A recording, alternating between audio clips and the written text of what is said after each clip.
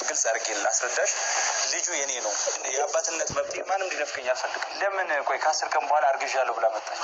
ለምን መጀመሪያ ለምን አትናገር ነበር? እውነት ከሱ ቢሆን ሁለት ነገሮች አሉ። ምር ነው የተመለሰችው። በነገራችን ላይ ሰው ጠፍቷል ብሎ ግርግር በሚፈጥርበት ጊዜ ማለት ነው። አሁን ሄርሜላ አብርሃም አይደለም ያረገዘችው ከኔ ነው ያረገዘችው ብለህ መምጣት ራሱ እኔ በጣም ነው።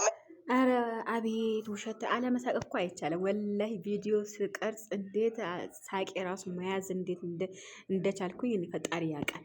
እንደም አኡዝ ቢላሂ። እኔ የምለው ቆይ እስኪ ቁም ነገር ላውራ ማለት ነው። ላይክ እና ሼር አትርሱ ወዶችዬ። እና ደግሞ ሰብስክራይብ ማድረግ ደግሞ ቤተሰብዬ ሆኖ እዚህ ጋር ደግሞ ከአብርሃም አይደለም ያረገዘችው ከኔ ነው ያረገዘችው።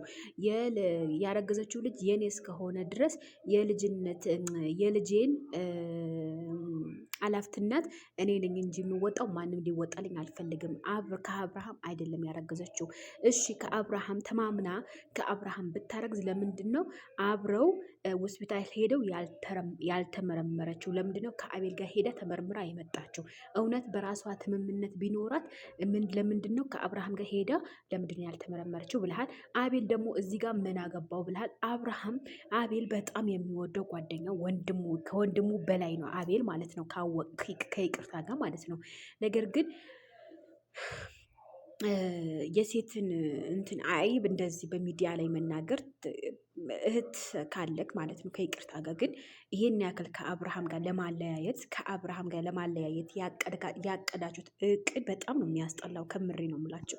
እንዴት ነው ሴት ልጅ ከፍቅረኛዋ ጋር ከእጮኛዋ ጋር ኦልሬዲ ከእጮኛዋ ጋር ነው ያረገዘችው። ኦኬ ከእጮኛዋ ጋር እስካረገዘች ድረስ ማንም ምንም ሊለት አይችልም ሲጀመር ማለት ነው። አንደኛ።